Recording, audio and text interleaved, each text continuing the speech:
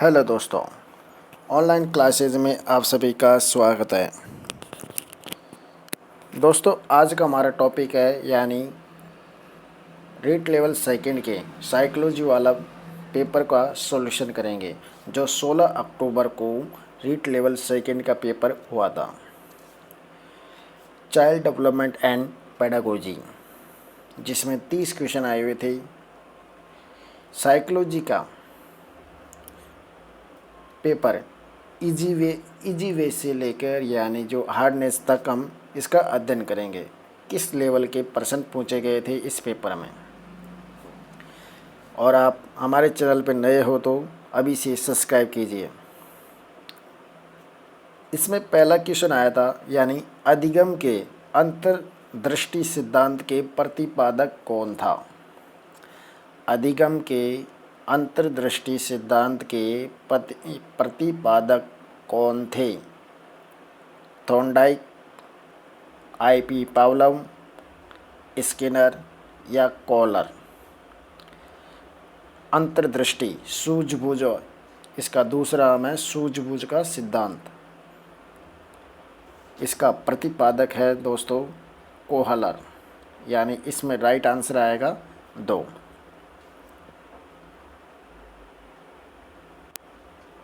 दूसरा क्वेश्चन है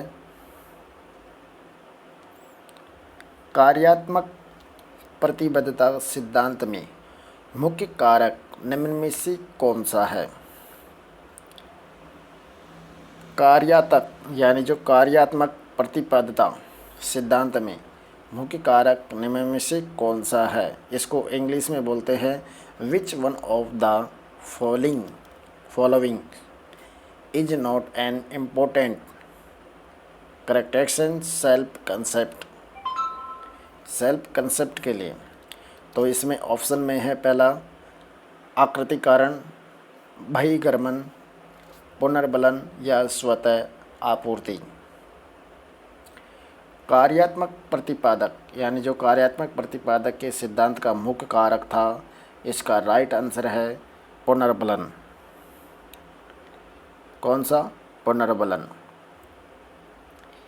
इसी का तीसरा क्वेश्चन है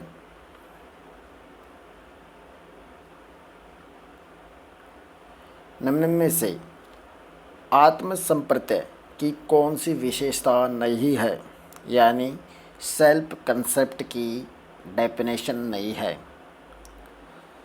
ऑप्शन ए आत्मसंप्रत्यय व्यवस्थित होती है, यानी जो सेल्फ कंसेप्ट होता है वो एक व्यवस्थित होता है। क्या होता है? एक व्यवस्थित।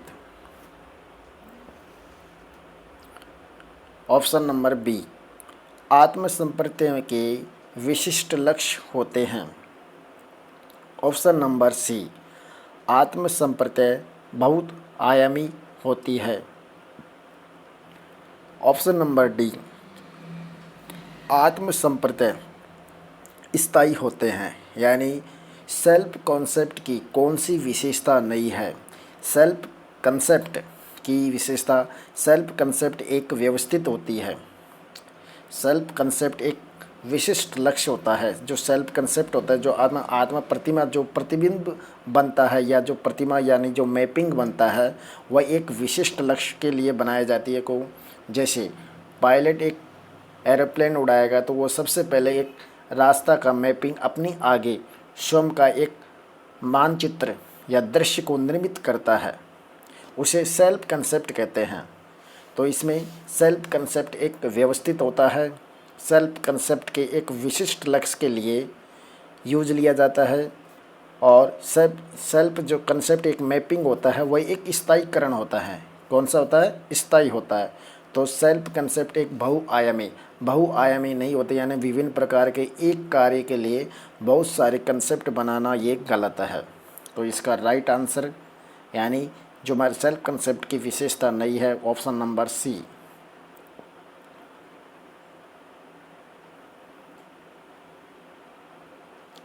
बढ़ते हैं चौथे नंबर क्वेश्चन पर। चौथा नंबर क्वेश्चन है हमारा वह सिद्धांत जिसमें किसी समस्या के तात्कालिक समाधान को प्रमुखता दी जाती है। यानी ये अधिगम का सिद्धांत है। अधिगम के सिद्धांत में वह कौन सा सिद्धांत है जिसमें जो कोई समस्या आ जाती है अचानक, तो उसमें तात्कालिक समाधान ढूंढने की, तो ये एक होता है सूझबूझ का सिद्धांत या अंतर्दृष्टि का सिद्धांत। समीपता सिद्धांत नहीं है। सक्रिय अनुक्रिया का सिद्धांत, अनुबंधन का सिद्धांत या सूझबूझ का सिद्धांत या अंतर्दृष्टि का सिद्धांत।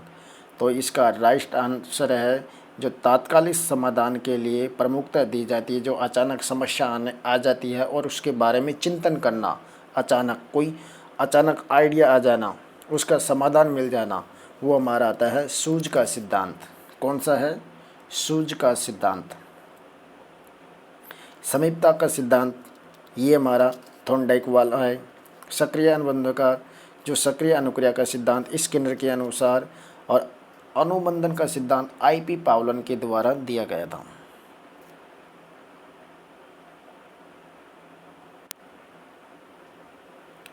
पांचवें नंबर का क्वेश्चन है हमारा, अधिगम के संबंध में कौन उपयुक्त नहीं है?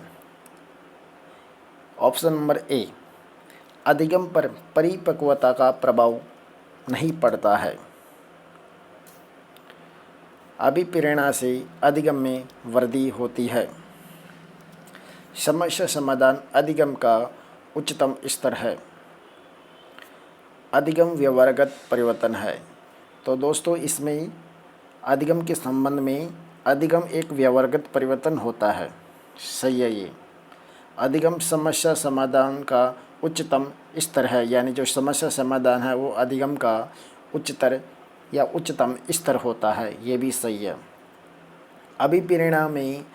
अभिप्रेरणा से अधिगम में वृद्धि होती है। ये भी सही है दोस्तों। यानी जब हमें मोटिवेशन आंतरिक और बाह्य मोटिवेशन, सबसे ज़्यादा महत्वपूर्ण आंतरिक मोटिवेशन मिलता है, तो हमारी जो लर्निंग यानी जो सीखने की गति होती है उसमें वृद्धि हो जाती है। अधिगम पर परिपक्वता का प्रभाव नहीं पड़ता है। दोस्तों अधिगम पर किशोरावस्था के अकॉर्डिंग यानी जो परिपक्वता का प्रभाव जरूर पड़ता है। तो इसका विधि कौन सा यानी अधिगम के संबंध में उपयुक्त कौन सा नहीं है? आपका ऑप्शन नंबर ए।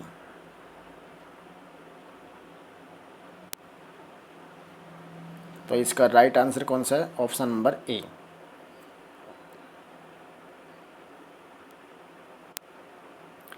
हमारा छठा क्वेश्चन है दोस्तों, अभिप्रेरणा और समस्या समाधान में जो समाधान वो संबंध होता है, जैसे सकारात्मक संबंध होता है, नकारात्मक संबंध होता है या कोई संबंध नहीं होता। दोस्तों अभिप्रेरणा और समस्या समाधान में एक सकारात्मक संबंध होता है, नकारात्मक नहीं होता। कौन सा होता है? सकारात्मक समाधान। तो इसका राइट आंसर है सकारात्मक समाधान। सातवें नंबर का क्वेश्चन,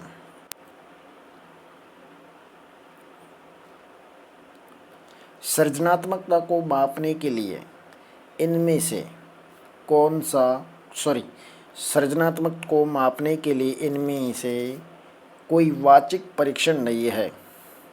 वाचिक कौन सा परीक्षण नहीं है? देखो सृजनात्मकता या हमारा जो चिंतन होता है उसको मापने के लिए प्रौढ़ों में भी मापा जा सकता है, शिक्षित व्यक्ति में भी मापा जा सकता है और बच्चों में भी इसको सृजनात्मक मापन किया जा सकता है। लेकिन जो निरीक्षण जो अनपढ़ होता है उसमें चिंतन का वो कोई चिंतन नहीं कर सकता, इसलिए इसका राइट आंसर कौन सा है? निरीक्षण वाला। यानी जो अनपढ़ होता है उस व्यक्ति में सृजनात्मक का मापन नहीं किया जा सकता। ओनली बच्चों में किया जा सकता है, शिक्षित व्यक्ति में किया जा सकता है, प्रौढ़ वालों में किया जा सकता है, निरक्षर वाले में नहीं किया जा सकता।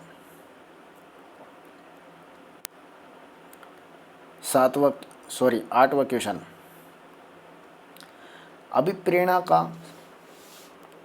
अभिप्रेरणा चक्र का पहला चरण कौन सा है? दोस्तों सबसे पहले हमें अभिप्रेरणा में यानी नीड की आवश्यकता होती है। किसकी होती है? नीड की आवश्यकता। उसके बाद हमें चालक की आवश्यकता होती है यानी ड्राइव। उसके बाद हमें प्रोत्साहन की आवश्यकता होती है।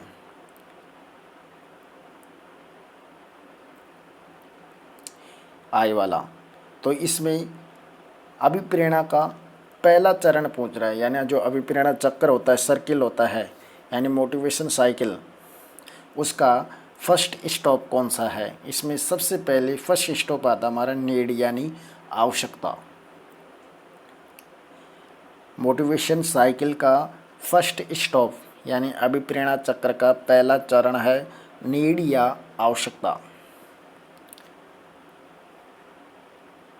दूसरा चरण होता है चालकता। तीसरा होता है प्रोत्साहन। उसके बाद हमारा 9वां क्वेश्चन आता है अब जो आईपी पावलन के प्रयोग में यूजीसी क्या है। यूजीसी आर हमारा लर्निंग यानी लार होता है, अनुक्रिया, जो घंटी बजती है फिर अनुक्रिया करता है, ये यूजीसी आर बोलता है उसे। कौन सा है, यूसीआर, सॉरी यूसीआर। जबकि यूसीएस यानी हमारा कौन सा है, भोजन उद्दीपक। जो कौन सा भोजन है, ये कृत्रिम उद्दीपक है, सॉरी वास्तविक उद्दीपक है। अनकंडीशनल स्टिमुलस, कौन सा, अनकंडीशनल स्टिमुलस। आईपी पावलन के अनुसार यूसीएस यानी हमारा क्या होता है, भोजन होता है। कंडीशनल उद्दीपक कौन सा है हमारा, घंटी। तो इसका राइट आंसर कौन सा है, भोजन। 10वां क्वेश्चन है दोस्तों हमारा, निम्नलिखित में से कौन सा नियम थॉर्नडाइक के द्वारा नहीं दिया गया है। दोस्तों इन नियमों में से थॉर्नडाइक के द्वारा मुख्य नियम 3 नियम दिए गए हैं और गौण नियम 5 नियम दिए गए हैं। मुख्य नियम में आता है आपका अभ्यास का नियम, ये भी थॉर्नडाइक के द्वारा दिया गया है। इफेक्ट का नियम या प्रभाव का नियम, ये भी थॉर्नडाइक के द्वारा दिया गया है। तैयारी का नियम या तत्परता का नियम, जैसे घोड़े को तालाब तक ले जाया जा सकता है लेकिन पानी पीने के लिए बाध्य नहीं किया जा सकता, कौन सा, ये तत्परता का नियम। लेकिन ये प्रतिक्रिया का नियम नहीं दिया गया, अनुक्रिया वाला रेस्पॉन्स का ये नहीं दिया गया है। थॉर्नडाइक के द्वारा 3 मुख्य नियम दिए गए हैं, अभ्यास का नियम, प्रभाव का नियम, तैयारी का नियम। उसके बाद हमारा आता है 4था क्वेश्चन है दोस्तों, शारीरिक गुणों के आधार पर व्यक्तित्व का वर्गीकरण किसके आधार पर, शारीरिक गुणों के आधार पर व्यक्तित्व का वर्गीकरण किसके द्वारा किया गया था। दोस्तों ऑप्शन नंबर ए है क्रेस्मर, केटल, ऑलपॉट और यंग। यानी जो शारीरिक गुणों के आधार पर व्यक्तित्व का वर्गीकरण दोस्तों 2 वैज्ञानिकों के द्वारा, 2 मनोवैज्ञानिकों के द्वारा बांटा गया था। एक तो क्रेस्मर के द्वारा और एक दूसरा शेल्डन के द्वारा। किसके द्वारा, शेल्डन के द्वारा।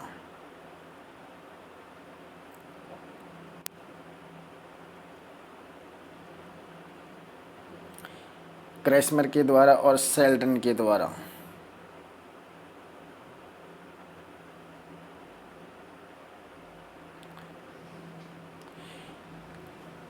यानी शारीरिक गुणों के आधार पर क्रेस्मर और शेल्डन के द्वारा वर्गीकरण किया गया था। तो ऑप्शन के अकॉर्डिंग क्रेस्मर राइट आंसर है।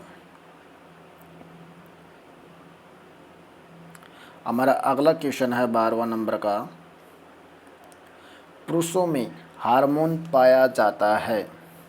जो पुरुष होते हैं उनमें कौन सा हार्मोन पाया जाता है। जो दोस्तों पुरुषों में यानी एस्ट्रोजेंस भी पाया जाता है और एंड्रोजेंसन भी, दोनों ही पाए जाते हैं। यानी option number C right answer है। सिर्फ एंड्रोजेंसन, एस्ट्रोजेंसन, सिर्फ एस्ट्रोस्टेरोल, यानी जो पुरुष होते हैं उनमें एंड्रोजेंस एंड एस्ट्रोजेंस दोनों ही हार्मोन्स पाए जाते हैं। तो इसका राइट आंसर कौन सा है, सी।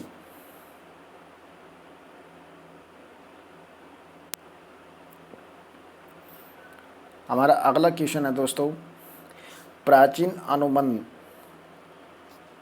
अनुबंधन खोजा गया था किस मनोवैज्ञानिक के द्वारा। यानी थॉर्नडाइक के द्वारा, स्किनर के द्वारा, आईपी पावलन के द्वारा या हल के द्वारा। दोस्तों राइट आंसर इसका है आईपी पावलन के द्वारा प्राचीन अनुबंध का सिद्धांत या अनुबंधित अनुक्रिया का सिद्धांत या क्लासिफिकेशन सिद्धांत। तो ये आईपी पावलन के द्वारा दिया गया था। स्किनर के द्वारा क्रिया प्रस्तुति का सिद्धांत दिया गया। थोंडाई के द्वारा प्रयत्न एन भूल का सिद्धांत या त्रुटि एन का सिद्धांत दिया गया था। आईपी पावलन के द्वारा फीडबैक का या पुनर्बलन का सिद्धांत दिया गया था। तो इसका राइट आंसर कौन सा है? आईपी पावलम।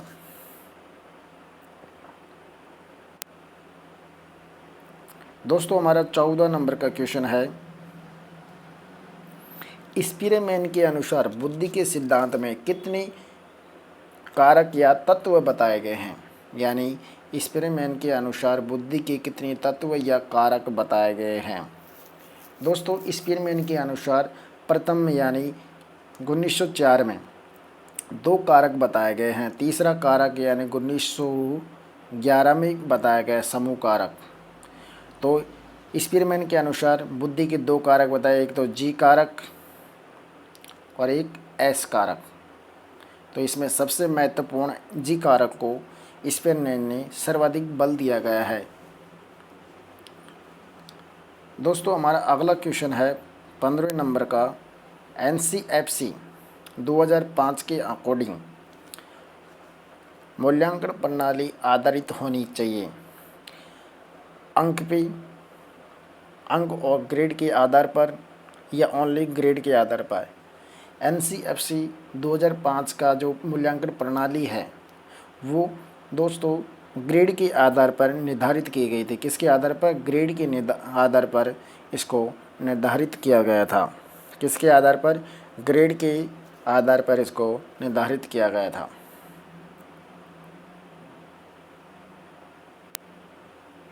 हमारा अगला क्वेश्चन है दोस्तों,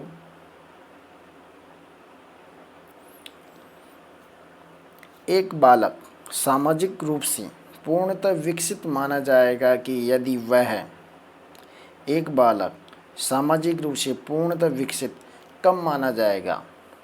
वह अपने परिवार के सदस्यों के साथ स्वस्थ संबंध नहीं रखता या रखती है। ये गलत है, रखता है। अपने साथियों के बीच लोकप्रिय नहीं है, ये भी गलत है। अपने साथियों के अकॉर्डिंग वो लोकप्रिय होता है, क्योंकि अपना समूह में रहता है तो वो लोकप्रिय होता है। तीसरा ऑप्शन है, समाज में विभिन्न प्रकार के व्यक्तियों के साथ किस प्रकार व्यवहार करना चाहिए जानता हो या जानती हो। चौथा ऑप्शन है, वह अपना अधिकांश समय कंप्यूटर के साथ व्यतीत करता है या करती है। ये गलत है। तो इसका राइट आंसर कौन सा है दोस्तों? सी, यानी समाज में विभिन्न प्रकार के व्यक्तियों के साथ जो किसी प्रकार का व्यवहार करना चाहिए जानता है। ये सही है, क्योंकि एक छोटा बच्चा जो समाज के या बाहरी व्यक्तियों के समाज के साथ अपना विचारों को आदान प्रदान करता है तो वो कुछ न कुछ नए अपने विचार प्रकट करता है और सामाजिक अंत संबंध क्रिया करता रहता है। इसका राइट आंसर कौन सा है दोस्तों? सी। हमारा अगला क्वेश्चन है दोस्तों, मानसिक विकास का संबंध नहीं है। मानसिक विकास का संबंध दोस्तों हमारा यानी स्मृति से भी होता है। किससे होता है? स्मृति से भी होता है। जो मानसिक विकास होता है उसका संबंध स्मृति से होता है। अवबोध जो सोचने की क्षमता होती है उससे भी होता है। चिंतन यानी तर्क या निर्णय करने की क्षमता उससे भी होता है। पर ये शिक्षार्थी के वजन और ऊंचाई से मानसिक विकास का संबंध नहीं होता है। तो इसका राइट आंसर कौन सा है दोस्तों? डी। स्मृति का विकास से हमारा मानसिक विकास का संबंध होता है। मेमोरी से होता है, अवबोध से होता है, तर्क और निर्णय से भी मानसिक विकास का संबंध है, यानी तीनों से है। ऑप्शन नंबर, जबकि जो शिक्षार्थी होता है उसका वजन और ऊंचाई से मानसिक विकास का कोई दूर तक कोई संबंध नहीं होता है। हमारा 18वां नंबर का क्वेश्चन है दोस्तों, एक शिक्षक अपने विद्यार्थियों की सदैव इस रूप में मदद करता है कि वे एक विषय क्षेत्र से प्राप्त ज्ञान को दूसरे विषय क्षेत्र के ज्ञान के साथ जोड़ सके और इससे जो वृद्धि होती है वह है कहलाता है शिक्षार्थी स्वायत्तता, व्यक्तित्व विभिन्नता, पुनर्बलन या ज्ञान का सहसंबंध और अंतरण। दोस्तों, एक व्यक्ति जो अपने ज्ञान को सीख लेता है तो उसको दूसरे क्षेत्र में प्रसारण या ज्ञान को दे बांटता है तो वो ज्ञान का सहसंबंध और अंतरणकरण करता है, यानी आदान प्रदान करता है। तो इसका राइट ऑप्शन कौन सा है? ए।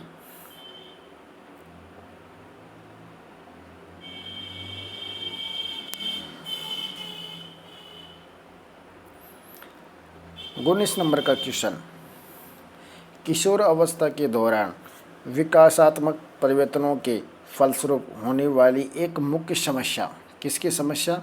यानी किशोर अवस्था के दौरान जो विकासात्मक परिवर्तनों के फलस्वरूप एक मुख्य समस्या कौन सी है? अभिप्रेरणा की कमी होती है विकासात्मक परिवर्तनों के फलस्वरूप किशोर अवस्था में। अभिप्रेरणा की कमी, option number A. Option number B,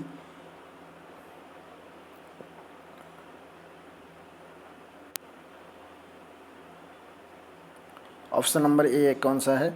अभिप्रेरणा की कमी, अभिप्रेरणा की रुचि, अभिरुचि की कमी और समायोजन की कमी, और समायोजन की कमी या सहयोग की कमी। दोस्तों, सबसे यानी किशोर अवस्था के दौरान विकासात्मक परिवर्तनों के फलस्वरूप जो होने वाली एक मुख्य समस्या होती है, क्योंकि वो समायोजन नहीं कर सकता, क्योंकि वातावरण के अकॉर्डिंग वो बच्चा समायोजन नहीं कर पाता, इसलिए सबसे मुख्य समस्या होती है उनको समायोजन की कमी होती है। जो किशोर अवस्था में वो समायोजन सही ढंग से नहीं कर पाता है और वो कुंठा का शिकार हो जाता है या या आक्रामकता का शिकार हो जाता है, इसलिए समायोजन नहीं कर पाने के कारण। तो इसका राइट आंसर कौन सा है? समायोजन की कमी वाला।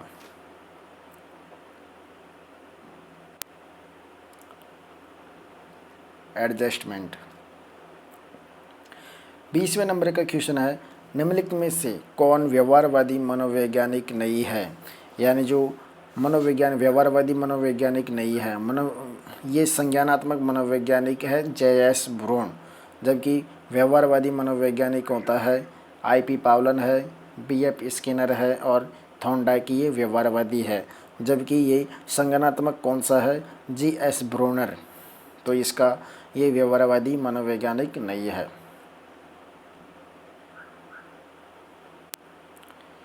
21 नंबर का क्वेश्चन,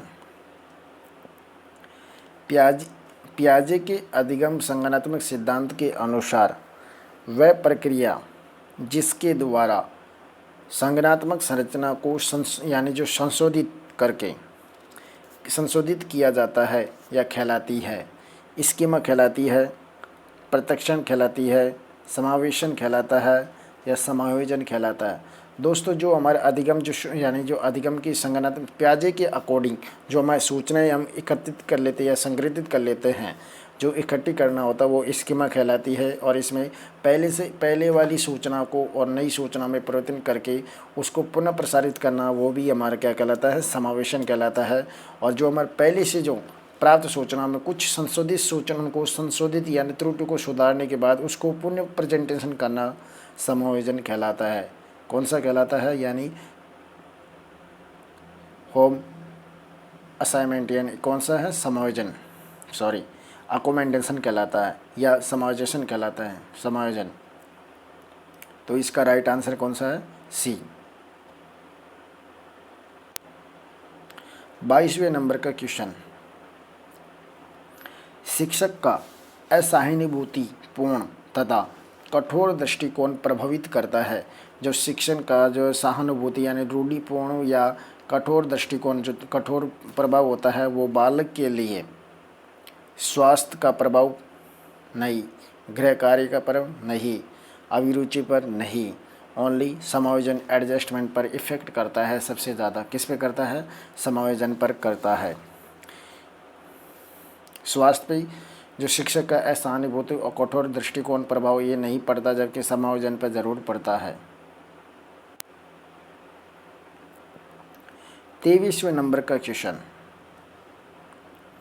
भावात्मक बुद्धि की परिभाषा शब्द देने वाला विद्वान कौन सा है? डेनियल गोलमैन, बेनी, ट्रमन या गाल्टन। दोस्तों इसका आंसर आता है भावात्मक बुद्धि का जो परिभाषित किया गया था ये डेनियल गोलमेल के द्वारा दिया गया था। किसके द्वारा? डेनियल गोलमेल के द्वारा दिया गया था। और बुद्धि ट्रमन और बीनी और गाल्टन ये तीनों बुद्धि के रूप में आते हैं। तो इसका राइट ऑप्शन है दोस्तों ए, डेनियल गोलमैन। 24वें नंबर का क्वेश्चन, जिस प्रक्रिया से व्यक्ति मानव कल्याण के लिए परस्पर निर्भर होकर व्यवहार करना सीखता है।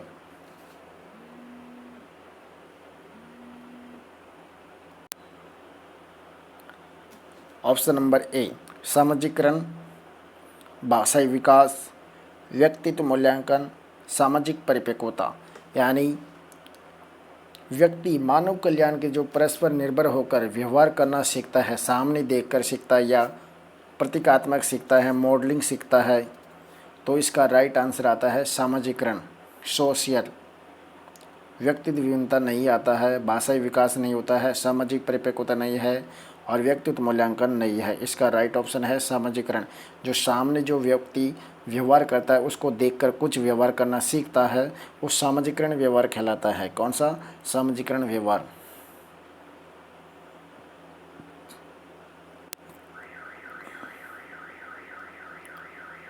एक विद्यार्थी अपने समकक्ष व्यक्तियों के समूह के प्रति आक्रामक व्यवहार करता है और विद्यालय के मानदंडों को नहीं मानता है। इस विद्यार्थी को जिस सहायता की आवश्यकता होती है, यानी एक विद्यार्थी है वो अपनी कक्षा में व्यक्ति के समूह के प्रति आक्रामक व्यवहार करता है और विद्यालय के जो मानदंड बनाए गए हैं उनको नहीं मानता है, तो उसको किस प्रकार की सहायता की आवश्यकता होती है? उसको मनोगत्यात्मक क्षेत्र ये आवश्यकता, जो इसे क्रियात्मक बोलते हैं, ये आवश्यकता नहीं होती है। उच्च स्तरीय चिंतन कौशल, इसकी भी आवश्यकता नहीं होती है। संज्ञानात्मक यानी जो चिंतन करता है उसके लिए भी ये भी आवश्यकता नहीं होती है। उसे भावात्मक या इमोशनल क्षेत्र की आवश्यकता होती है। तो इसका राइट आंसर है बी, यानी एक विद्यार्थी है जो अपनी कक्षा के व्यक्तियों के समूह के जो आक्रामक व्यवहार करता है और उन मानदंडों को नहीं मानता है, तो उनको ओनली भावात्मक क्षेत्र की आवश्यकता होती है, इमोशनल यानी सहानुभूति की आवश्यकता होती है। उसको ये पता लगाया जाता है वही आक्रामक व्यवहार क्यों कर रहा है, किस कारण कर रहा है, बल्कि क्रियात्मक और उच्च स्तरीय चिंतन और संज्ञानात्मक क्षेत्र से कोई वास्तविक संबंध नहीं होता। 26 नंबर का question,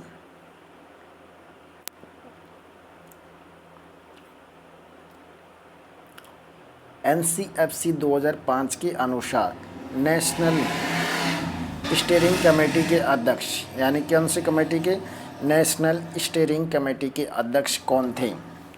doctor DS Kothari, doctor Krishna Kumar, pro Arvind Kumar, pro Yashpal committee. Yashpal committee यानी pro Yashpal committee national steering committee के अध्यक्ष थे, जो 1993 में कमेटी बनाई गई थी। NCFC 2005 की गाइडलाइन उसी के आधार पर बनाई गई थी। तो नेशनल स्टीयरिंग कमेटी के अध्यक्ष है प्रो यशपाल, यानी प्रो यशपाल। 27वें नंबर का क्वेश्चन, NCFC 2005 के अनुसार 10वीं और 12वीं के छात्रों को कुल गृह कार्य का समय सिफारिश है। इसका राइट आंसर है दोस्तों 2 घंटे, जबकि कक्षा 1 से लेकर 2 तक कोई गृह कार्य नहीं दिया जाता है, जबकि सीनियर सेकेंडरी स्कूल या सेकेंडरी स्कूल तक जो गृह कार्य प्रतिदिन 2 घंटे कार्य दिया जाता है, जबकि कक्षा 3 से लेकर 5 तक या प्राथमिक तक, उच्च प्राथमिक या प्राथमिक तक यानी वीक में 2 घंटे गृह कार्य दिया जाता है। कितने? 2 घंटे वीक। जबकि सेकेंडरी और सीनियर सेकेंडरी स्कूल में प्रतिदिन 2 घंटे गृह कार्य दिया जाता है एनसीएफसी 2005 के अकॉर्डिंग। किसके? एनसीएफसी 2005 के अकॉर्डिंग। गेस्टाल्ट स्कूल के संस्थापक या गेस्टाल्ट का संपादन यानी उदय कब हुआ था? इसका उदय हुआ था दोस्तों 1912 में हुआ था और गेस्टाल्ट सिद्धांत दिया गया था 1918। कब दिया था? 1918 में दिया गया था और इसका उदय हुआ था। यानी गेस्टाल्ट स्कूल के संस्थापक है वर्दीमर और इसका सिद्धांत दिया गया था कोहलर के द्वारा दिया गया था। चिंपांजी नामक पर इसका प्रयोग किया था। किस पे किया था? चिंपांजी नामक पर इसका प्रयोग किया गया था। कब? 1918 में। और गेस्टाल्ट संस्थापक स्कूल यानी गेस्टाल्ट स्कूल के संस्थापक गेस्टाल्ट स्कूल के संस्थापक है मानी वर्दीमान। कौन है दोस्तों? वर्दीमान। 1912 में इसका उदय हुआ था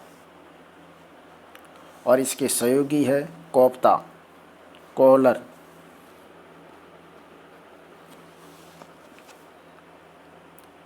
गेस्टाल्ट का अर्थ होता है यानी समग्र। 29वें नंबर का क्वेश्चन, मल्टीपल थ्योरी यानी बहुकारक सिद्धांत किसके द्वारा दिया गया था? मल्टीपल थ्योरी का सिद्धांत है दोस्तों थॉमसन के द्वारा, स्पीरमैन के द्वारा, गिलफोर्ड के द्वारा या गार्डन के द्वारा। बहुबुद्धि यानी जो बहुबुद्धि का सिद्धांत दिया गया दोस्तों यानी मल्टीपल थ्योरी ऑफ इंटेलिजेंस यानी बुद्धि का बहुकारक सिद्धांत यानी दोस्तों हार्वर्ड गार्डन के द्वारा दिया गया था, जिसमें 9 प्रकार के बताया गया था। स्पीरमैन के अनुसार 2 बताए गए हैं, गिलफोर्ड के अनुसार त्रिआयामी सिद्धांत दिया गया 3 बताए गए थे और थॉमसन के द्वारा समूह कारक सिद्धांत दिया गया था। कौन सा दिया था? समूह कारक। जबकि बहुबुद्धि कारक का सिद्धांत यानी हार्वर्ड गार्डन के द्वारा दिया गया था। किसके द्वारा? हार्वर्ड गार्डन के द्वारा दिया गया था। किसके द्वारा? हार्वर्ड गार्डन के द्वारा दिया गया था 1883 में।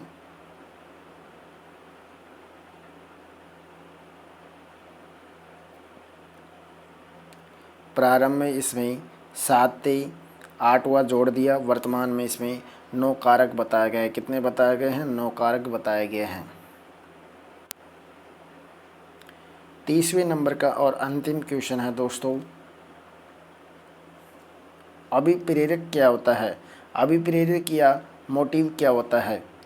व्यवहार का आंतरिक स्रोत होता है, व्यवहार का बाह्य स्रोत होता है, व्यवहार का वास्तविक स्रोत होता है। यानी जो अभिप्रेरक या मोटिव, इसका राइट आंसर है दोस्तों सबसे महत्वपूर्ण अभिप्रेरक होता है व्यवहार का आंतरिक स्रोत। जो मन की इच्छा से प्रेरित होकर कोई कार्य करना उसे अभिप्रेरक कहता है।